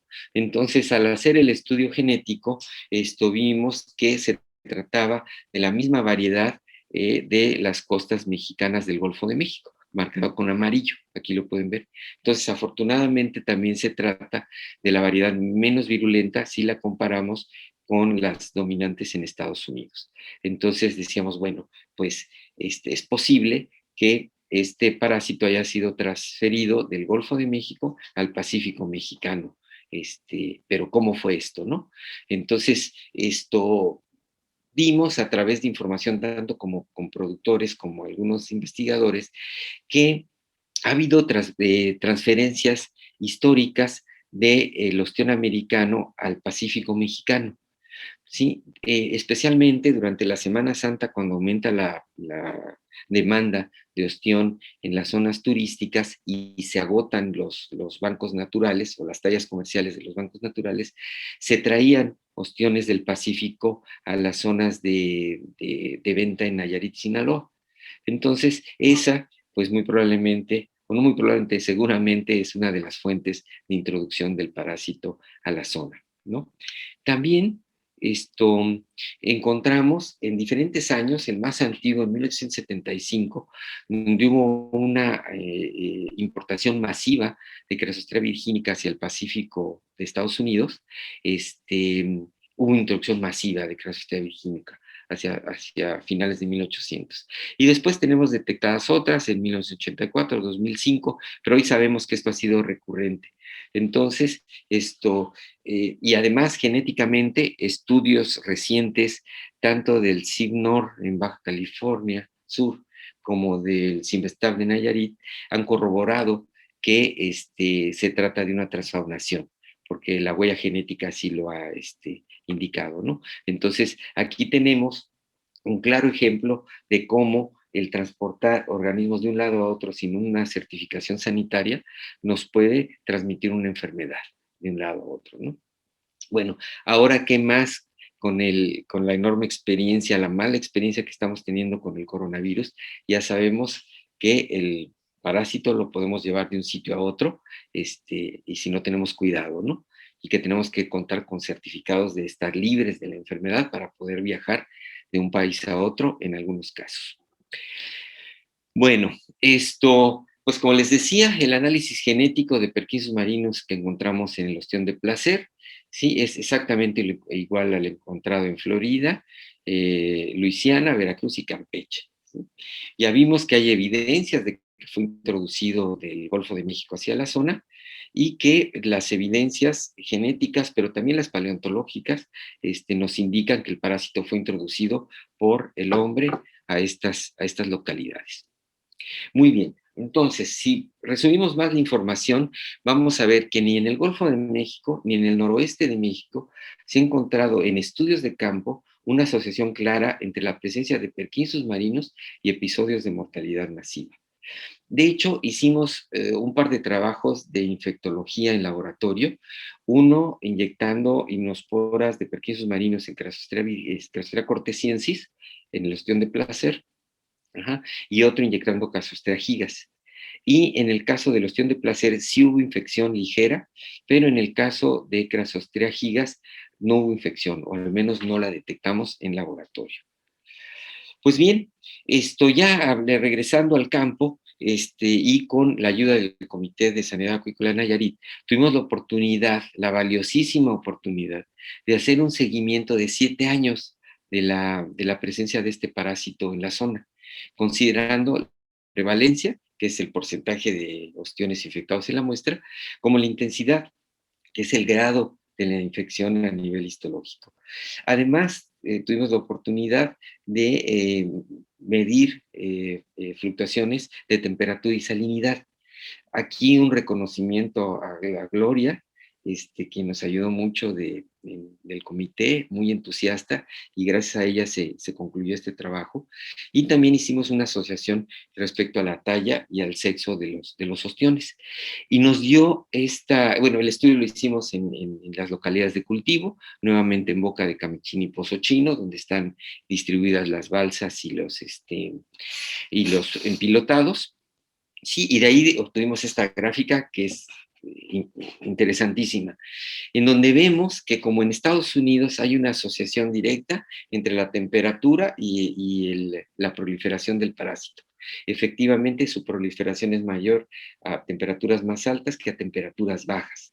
¿Sí? Tenemos menores proliferaciones hacia los meses fríos y comienzan a aumentar en los meses cálidos, siguiendo un patrón similar, a pesar de que las condiciones sanitarias son bien diferentes. Mientras que ya las aguas son más frías, aquí son más cálidas, pero independientemente de eso, se da un comportamiento parecido. Es decir, está adaptado el parásito a estas temperaturas. Y por otro lado, vemos en esta línea punteada que se ve por debajo que es ascendente el valor de la temperatura inferior. Y esto está asociado, sorpresivamente, que esto también fue bien interesante, con el cambio climático. ¿Sí? Este cambio gradual de temperatura que se está dando en todos los océanos, aquí se ve reflejado. Si bien la temperatura alta no ha cambiado, los niveles de temperatura baja han ido aumentando. Y esto eventualmente pues va a impactar la relación parásito-hospedero, ¿sí? Entonces, bueno, pues obtuvimos esta gráfica y vemos que tiene un patrón episodiológico muy parecido a lo que ocurre en Estados Unidos y está asociado con la temperatura y la salinidad. Bien, pues respecto a la intensidad de la infección, encontramos que la mayor parte de los ostiones infectados presentaban intensidades de infección muy bajitas. Nivel 1, lo dividimos en 3 niveles, bajo, moderado y severo. Pues el mayor porcentaje de proliferación de perquinsos marinos es ligero y tenemos realmente muy pocos casos de infecciones severas. ¿Sí? Y esto también se ve reflejado en la curva de producción del ostión en la zona, donde a pesar que aquí está indicado con flechas rojas la presencia de perquinsos marinos, la producción ostrícola no se ha visto severamente afectada. En realidad se ha mantenido en aumento. Y si actualizamos los datos, y nos vamos, por ejemplo, a Sinaloa, en donde han tenido producciones ahora, recién dimos un curso la semana pasada, me decían que han tenido producciones de 400 toneladas, 450 toneladas. Estamos hablando de que los niveles de producción van en aumento. Entonces no se detecta realmente un efecto de perquinsos marinos tan grave que produzca mortalidades masivas en el ostión de placer en particular. Entonces, aparentemente, el ostión de placer todavía es menos susceptible que el ostión americano al perquinsos marinos, ¿verdad? Bueno, pues hablando del ostión japonés, sí que es la especie que mayoritariamente se cultiva aquí en el noroeste de México, pues siempre la pregunta es, o la sospecha ha sido, seguramente Perquinsus marinus es el agente causal de las mortalidades de Crassostrea gigas en el noroeste de México. Y realmente no es así. ¿Y por qué? Porque realmente se sabe que Crassostrea gigas, se sabe desde hace muchos años que Crassostrea gigas es resistente a Perquinsus marinus porque tiene una capacidad inhibitoria de las proteasas de este parásito y le da una resistencia natural. Y por ese hecho, hace años se pensó en sustituir al Crassostrea virgínica de la costa de Estados Unidos por Crassostrea gigas. Es decir, introducir masivamente Crassostrea gigas porque al ser resistente a Perkinsus marinus, se esperaría que su producción fuera mejor. Lamentablemente, las condiciones particulares ambientales de la costa este de Estados Unidos no son propicias para Crassostrea gigas. Entonces, por eso no se ha introducido masivamente Crassostrea gigas en esa zona. A pesar de ser resistente a Perkinsus marinus, no responde bien a las condiciones ambientales de la zona. Entonces, podemos resumir que Crassostrea virginica es la especie más susceptible a Perkinsus marinus, Crassostrea gigas es la menos susceptible, puede llegar a ser infectado en laboratorio y campo, pero muy difícilmente desarrolla la enfermedad. En nuestro caso en particular, no hemos visto desarrollo de la enfermedad en el noroeste de México, en nuestro caso en particular, y hablando de desarrollo, que es diferente a detectarlo, ¿no? El asunto es decir, que puede estar como un ostión asintomático o simplemente como un ostión portador o inclusive que sea alimento del ostión, ¿verdad? Bueno, pues si vemos los registros que ya han venido apareciendo sobre la presencia de este parásito en el Pacífico mexicano, vemos que ha habido sospecha y en algunos casos confirmaciones de este parásito en diferentes especies, como el ostión de mangle, posiblemente en la almeja rosera o almeja negra Clione fructifraga, la megatipar escuálida, el lacayo de hacha y el Crassostrea gigas. Bien, si analizamos un poquito estas detecciones o estos hallazgos, vemos que en el caso de Cortensiensis, el desarrollo de la infección va de ligera a moderada. Son algunos casos severa y no tenemos registros de mortalidades en poblaciones naturales y de cultivo en Nayarit, directamente asociadas al parásito. Y se han implementado las diferentes técnicas presuntivas y confirmativas sobre este parásito. En el caso de Sarcostrea palmula, lo hemos encontrado también, es el ostión de mangle, y aquí hemos encontrado niveles de infección muy bajos, de ligera a moderada, y no hemos tenido registros de mortalidades. Después estuvo este registro que se hizo a través de la Universidad de Sonora, donde se asoció la presencia de Perkinsus marinus con las mortalidades masivas que ocurrieron en esos momentos en el estado. Sin embargo, la asociación con las mortalidades no es concluyente, no es demostrada, ¿no? Entonces, y conociendo la resistencia natural de Perkinsus marinus al Crassostrea gigas, pues hay que tomar los resultados con cierta reserva, ¿no? Hemos encontrado presencia de Perkinsus marinus por PCR y teoglicolato en Sinaloa, por PCR y por cultivo de teoglicolato, lo que indicaría que efectivamente puede haber adquirido Perkinsus marinus, pero no está desarrollando la infección. O si la desarrolla, es muy ligera, corroborando el hecho de que esta especie es más resistente al Perkinsus marinus. En el caso del gallo de hacha, se ha detectado por PCR, por cultivo en medio de teoglicolato, y la presunta infección ha sido ausente o moderada, y tampoco ha habido registros de mortalidad. Esto publicado en el 2016. En el caso de la almeja Clione fructifraga, había una publicación donde se encontraron presuntas gimnosporas del Perkinsus por teoglicolato, pero fue negativo por PCR. Entonces, y tampoco hubo episodios de mortalidad durante el estudio. En el caso de Megapitaria escuálida, se han observado presuntas gimnosporas de Perkinsus marinus por teoglicolato, no se ha conformado por PCR y se asume una infección ligera, moderada y sin asociación con mortalidades. Bien, entonces, ¿cómo interpretar estos resultados? Si ya tenemos demostrado que está Perkinsus marinus en el Pacífico mexicano y eventualmente se demuestre, se confirme que está en todas esas especies, ¿sí? ¿Cómo podemos explicar eso? Pues regresamos al ciclo de vida del parásito y como yo les decía, tiene este ciclo de vida libre en donde forma zoosporas y estas zoosporas van a formar parte del zooplancton que se va a añadir a los componentes de este zooplancton. Y en ese zooplancton, los grupos dominantes de protozoarios planctónicos son los pico y nanoflagelados y flagelados heterotróficos, que están estrechamente emparentados con Perkinsus marinus. Entonces, no es de extrañar que Perkinsus marinus conforme parte de este grupo grande de nanoflagelados dominantes en zonas costeras, ¿sí? Y que entonces esto pueda servir como alimento. Bien, entonces, una clave para interpretar estos resultados es tener en cuenta este ciclo de vida. Otra de las claves es que cualquier organismo filtroalimentador que se encuentre en la zona de distribución de este parásito potencialmente lo va a adquirir. ¿Por qué? Porque la forma de alimentación de los moluscos bivalvos es la filtración. Si yo estoy filtrando agua donde hay zoosporas o hipnosporas, pues eventualmente puedo adquirir el parásito por mi típica forma de alimentación.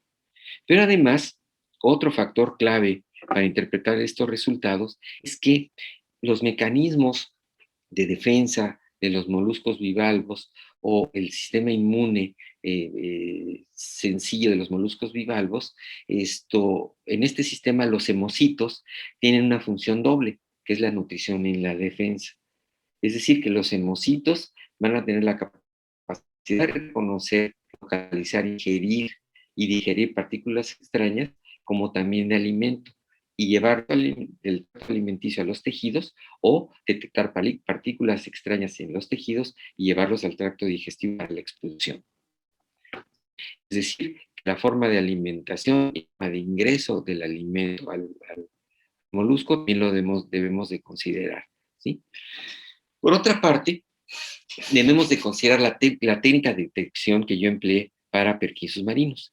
Si yo utilizo nada más tiolicolato y asumo que se trata de Perkinsus marinos, puedo estar cometiendo un error.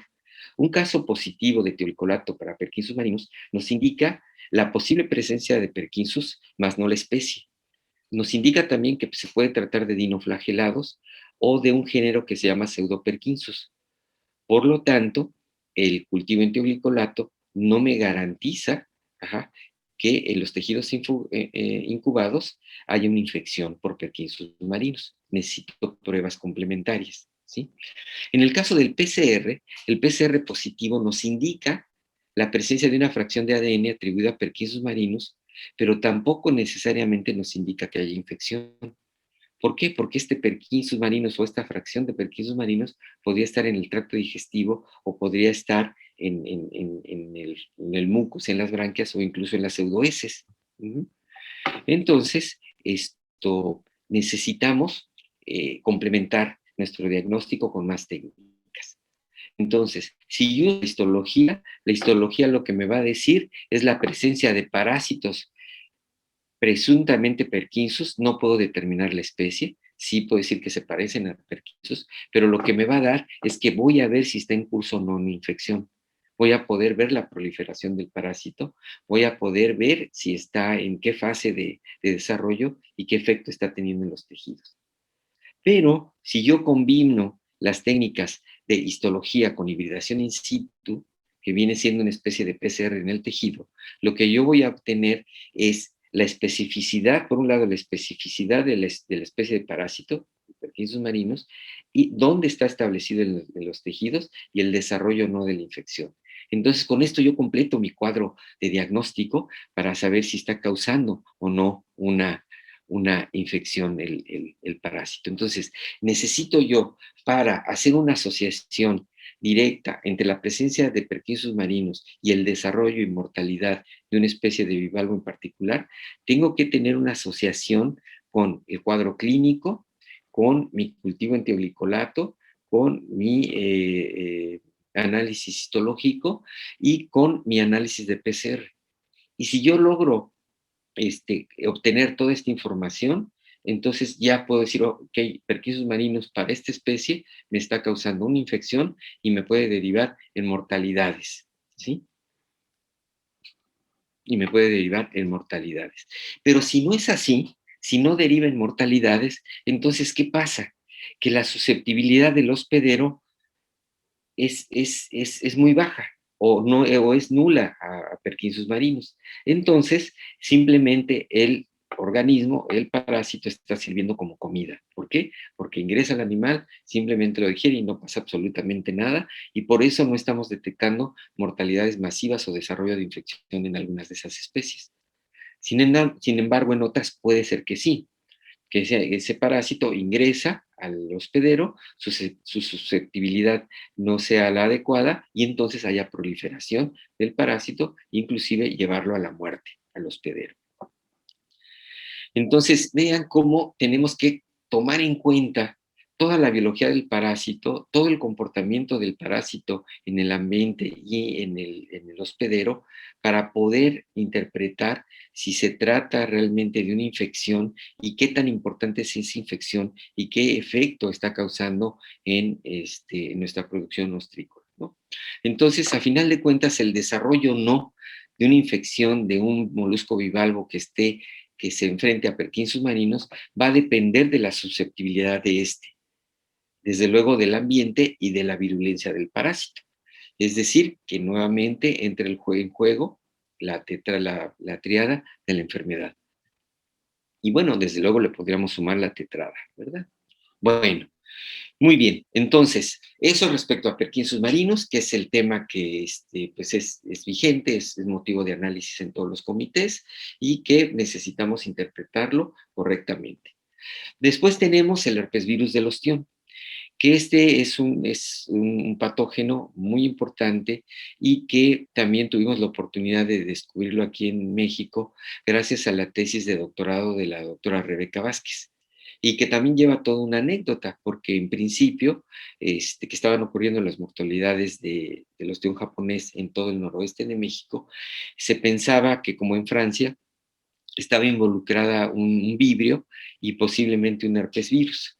Entonces, nosotros tuvimos acceso o tuvimos muestras histológicas de diferentes zonas de producción y en una de ellas encontramos por histología posible presencia de virus, pero no de herpes virus, sino de un tipo iridovirus. Entonces esas muestras de hecho sacamos una publicación de esa, y esas muestras las enviamos a España y a Portugal, en donde hicieron microscopía electrónica y nos dijeron pues que no encontramos iridovirus y no encontramos bacterias. Y entonces esas imágenes, esas fotos que nos mandaron en microscopía electrónica, yo las guardé ahí en mi escritorio. Y pues los problemas de mortalidades continuaban y tal, y como un año después recuperamos esas fotografías y al revisarlas de nuevo, efectivamente aparecían partículas virales y esas partículas virales resultaron ser el herpes virus.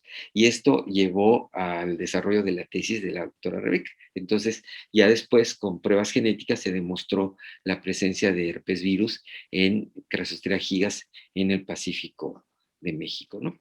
Bueno, muy bien. Entonces, el herpes virus es de forma esférica, poligonal, es una ADN lineal, ahí están algunas de sus características de este herpes virus. Ajá. Infecta a diferentes especies, se encontrado en varias especies. Aquí tenemos algunos ejemplos: el ostión americano, el ostión japonés, algunas almejas, incluso en la mano de león nosotros le encontramos hacia la zona de Guerrero Negro. Bueno, su distribución es panzótica, es decir, se encuentra en Crassostrea gigas, que está distribuido en todo el mundo, en Australia, en Asia, en Europa, en América del Norte, y esto es motivo de que un panel de científicos de toda esta región mantengan una comunicación y un estudio sobre esta enfermedad en particular. Y de ahí el laboratorio de referencia para esta enfermedad se encuentra en Francia, a cargo del doctor Tristan Renaud, y bueno, pues a raíz de este liderazgo se ha mantenido un estudio de las informaciones sobre este herpes virus, y actualmente está en curso una publicación que sometimos sobre detección temprana de herpes virus a través de las observaciones clínicas y del ambiente. Entonces esperemos que eso pueda salir este año. Entonces tendríamos una vigilancia pasiva y una activa sobre perquín marinos que podría ayudar a el control de este patógeno. Bueno, muy bien. Puede causar mortalidades de hasta 100% en cultivos de larvas y juveniles de ostión. Los eventos son recurrentes, en el caso de Europa principalmente en verano. Y como siempre, en el caso de las enfermedades, su presencia y su acción es una interacción compleja referente a la triada epidemiológica, es decir, el ambiente, el hospedero y el propio patógeno, ¿no? Todo esto está interrelacionado. Los signos de la enfermedad en las larvas es nado errático, falta de alimentación, se pueden observar erosiones en el manto y el velo, y finalmente se van al fondo. Estos cambios pueden ser muy rápidos y por lo tanto pues causa mortalidades inmediatas en los laboratorios de producción. Entonces, de ahí que se tienen que estar manteniendo observaciones de la corrida de producción permanentemente y en cuanto se detecte un caso de este tipo, aislarlo y tratarlo adecuadamente. Ok, el impacto en la industria francesa ha sido importantísimo.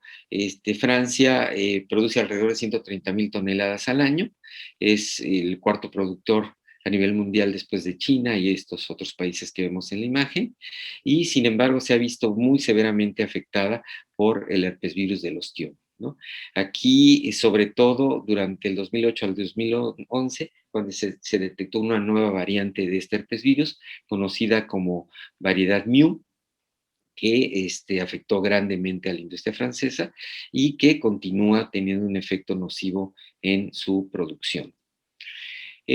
Pues en México, como ya les dije, lo detectamos primero por microscopía electrónica y después ya tanto por histología, incluso algunos indicadores clínicos como erosiones en las branquias, por PCR e incluso por hibridación in situ, mostrándonos cómo actúa el virus dentro de los tejidos del hospedero. Uh-huh. Ha habido detecciones de herpes virus históricamente ya en diferentes años, en diferentes localidades, con diferentes datos de mortalidades en diferentes estadios de desarrollo, y en Baja California hemos tenido cierta mayor asociación de estas detecciones hacia el verano. Ajá. En Baja California Sur también ha habido detecciones, en este caso más asociadas hacia la primavera o hacia meses fríos, o sea, no tenemos un patrón claro de comportamiento. Ajá. En Sonora también se ha detectado, asociados más bien a los cambios en primavera. Aquí falta mucha investigación epidemiológica en ese sentido. En el caso de Sonora, bueno, aquí tenemos algunos otros datos de mortalidades que no se han estimado. En el caso de Sinaloa, tenemos un dato y lo que nos comentaban la semana pasada es que este año hubo el registro también de un brote de herpes virus en la zona, ¿no? Entonces, es una de las enfermedades que estamos obligados a controlar. Bien, pues lo que hemos estudiado, en nuestro caso en particular, de los brotes que han aparecido en las diferentes zonas del noroeste, es que existen 4 o más variedades de este herpes virus. Entonces, es necesario ahora hacer estudios de infectología para determinar si una es más virulenta que otra.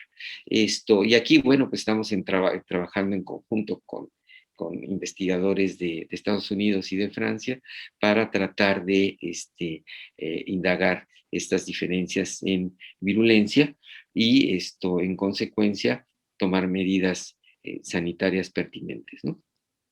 Ok, bueno.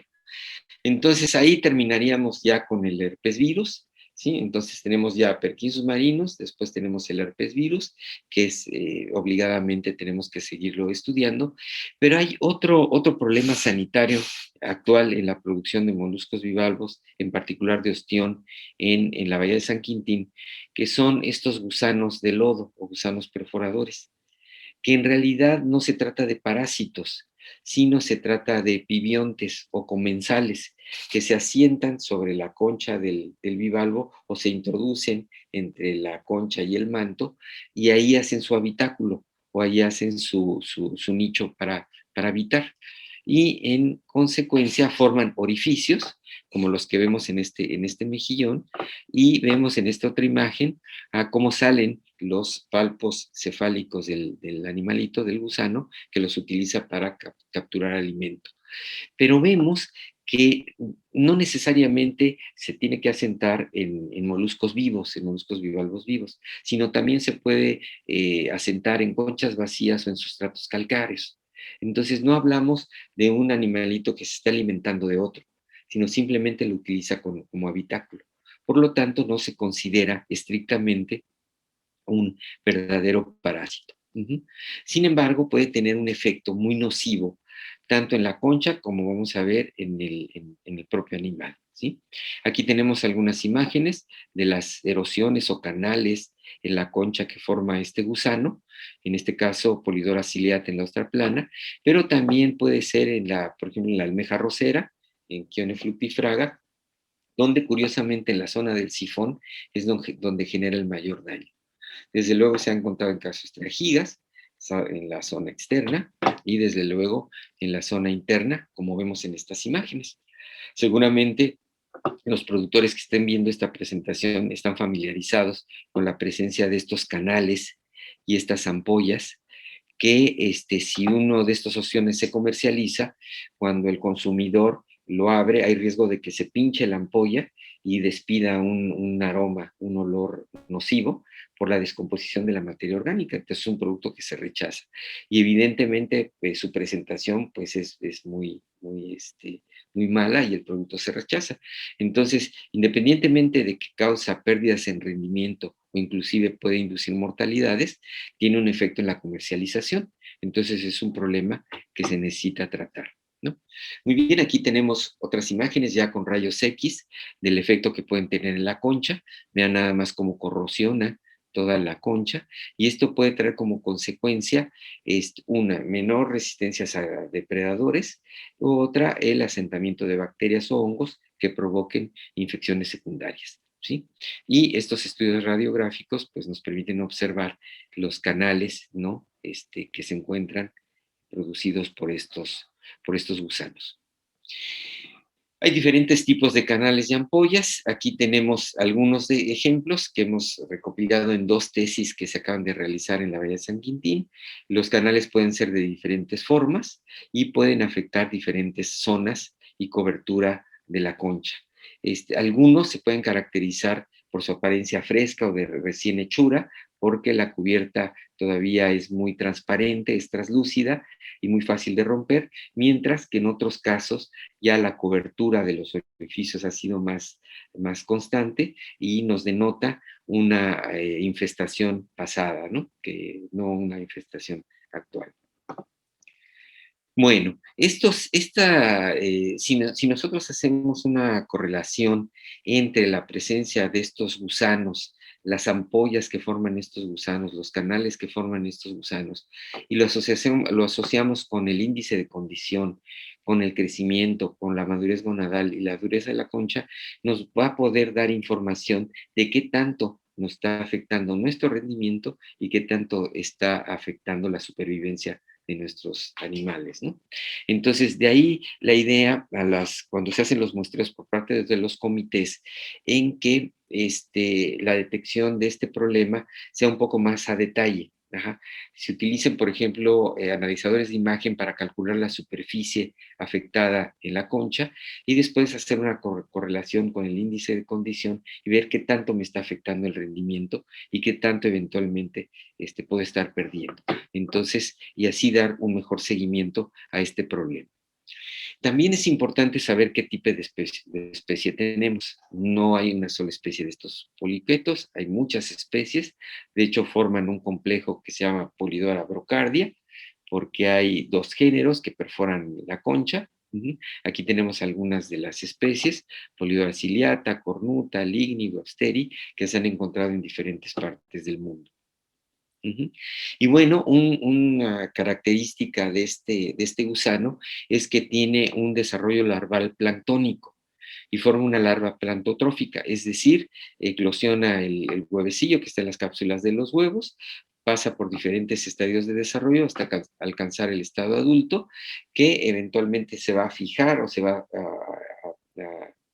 habitar el sustrato calcáreo o la concha del molusco, va a hacer su madriguera o su habitáculo, ahí va a depositar sus huevos y el ciclo va a continuar. El ciclo tarda unos 20-25 días de desarrollo, entonces tiene una vida planctotrófica de dispersión. Y esto nos ayudaría a explicar por qué en grandes zonas de cultivo podemos tener la extensión de este organismo, de este gusano. Pero encontramos que hay en este grupo de especies hay un ciclo reproductivo y desarrollo larval menos conocido, que es la Poecilogonia o Poecilogonus, que se trata de un fenómeno biológico en que la misma especie tiene dos tipos de larvas, que en estado adulto son exactamente iguales, pero que en estado larvario son totalmente diferentes. Y tenemos que ese tipo de larvas pueden ser planctotróficas, es decir, que están en el plancton, o pueden ser adelofágicas, es decir, que se alimentan de los huevos que no eclosionaron, o huevos nodriza, y emergen en un estadio de desarrollo más avanzado, sin fase dispersiva. Entonces, ojo, estas especies pueden tener una fase de dispersión planctónica, pero también otra fase de dispersión interna, ¿sí? Y gracias a las tesis de maestría de Itzel Valido y de Janet Ramírez, encontramos que en el caso de San Quintín tenemos los dos tipos de desarrollo larval. Larvas que eclosionan directamente del huevo y pasan al plancton, donde pueden durar, les digo, entre 20 y 25 días para después asentarse en el sustrato, pero también podemos tener otras larvas que se alimentan de sus hermanas o de los huevos no eclosionados. Y estos organismos pasan al ambiente en una fase más tardía y por lo tanto tienen una menos duración de vida planctónica, que puede ser alrededor de 15 días, reduce su etapa de desarrollo larval. Pero también encontramos que hay otras que no tienen desarrollo larval en el exterior, sino que se alimentan de sus hermanas y alcanzan el estadio de juvenil dentro del ostión infestado. Es decir, que la estrategia de sobrevivencia de este animal es fantástica. Por un lado, si las condiciones son ambientales, puede favorecer cierto tipo de dispersión larvaria en el plancton o contenerla en los hospederos para evitar mortalidades, ¿no? Entonces se trata de un fenómeno fabuloso y estrategia de sobrevivencia de estas especies que encontramos en San Quintín, que está ocurriendo en San Quintín. Hicimos un muestreo tanto del bentos como del zooplancton y curiosamente en el bentos encontramos muy pocos polidóridos, en el zooplancton también, y sin embargo descubrimos que en los hospederos se estaba dando el ciclo completo. Es decir, que está proliferando el estadio de desarrollo de larva adelofágica, con lo cual no necesitan una dispersión larval y los ostiones infestados, si están en alta densidad, se pueden infestar unos a otros. Y esto eventualmente nos va a llevar a sugerir medidas de control de este problema. Entonces aquí tenemos algunas imágenes del tipo de larvas. Como ya les dije, no vimos descendencia tipo 1, es decir, la larva planctotrófica, sino que vimos descendencia de hembra tipo 2, los juveniles ya con cierto desarrollo en la cavidad del manto, y encontramos abundancia de la descendencia de tipo 3, ¿sí? En donde ya los animales prácticamente alcanzan el estadio adulto en el hospedero. Bueno, pues además de esto, estos animalitos tienen la cualidad de poder regenerar su cuerpo, ¿sí? Y este es un estudio que hicimos ya hace algunos años, en donde mostramos que el fenómeno de arquitomía ocurre en estos polidorios, en los polidorios que están en San Quintín, en esta especie en particular, en donde pudimos cortar al gusano en varias partes, ponerlos en recipientes con agua apropiada, cultivo axénico, y después de unos días vimos su regeneración completa. Es decir, que tanto de la parte anterior, media y posterior es capaz de regenerar todo su cuerpo y por lo tanto es una especie muy eficiente para poder sobrevivir en el ambiente. Y esto también nos lleva a justificar el por qué, tanto en el video que nos presentaron por la mañana más temprano y en las prácticas que hemos recomendado en los manuales, se dice que cuando limpiemos los ostiones, el agua residual no debe regresar a la bahía. ¿Por qué? Porque eventualmente podemos tener este tipo de pibiontes en el ostión, hacer el lavado ya sea por cepillado o por chorros de agua fuerte, y lo que estamos haciendo es desprendiendo esos gusanos del habitáculo, quizás rompiéndolos porque se rompen muy fácilmente, y esa agua la estamos regresando al ambiente. Entonces lo único que estamos haciendo es regresar estadios que eventualmente pueden continuar desarrollándose en el ambiente, ¿no?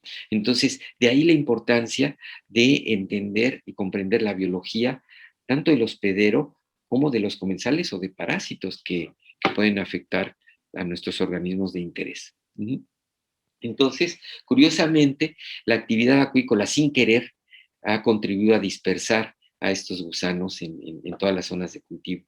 ¿Por qué? Porque normalmente se exige el certificado sanitario para especies del tipo del herpes virus, del periquinsus y tal, pero poca atención se pone al tipo de pibiontes.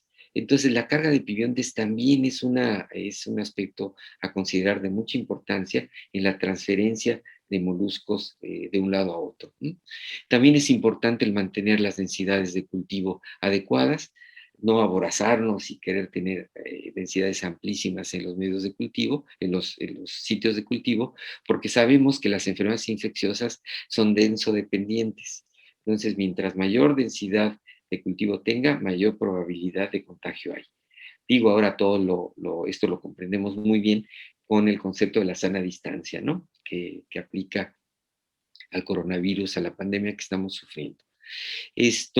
También esta dispersión de este tipo de organismos se ha dado por la carencia de eficiencia en el manejo sanitario, pero como ahora ya vimos en los manuales, este tipo de capacitaciones, tenemos que hacer un uso adecuado de las conchas y las artes de cultivo para evitar la transferencia de estos problemas.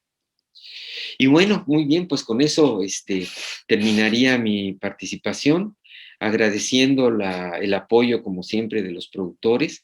Ahorita en este caso en particular del estudio que hicimos con Polidora, donde participaron algunas de las empresas de la Bahía y que esperamos continuar este trabajo con el comité para eventualmente llegar a proponer medidas más eficientes para el control de este organismo.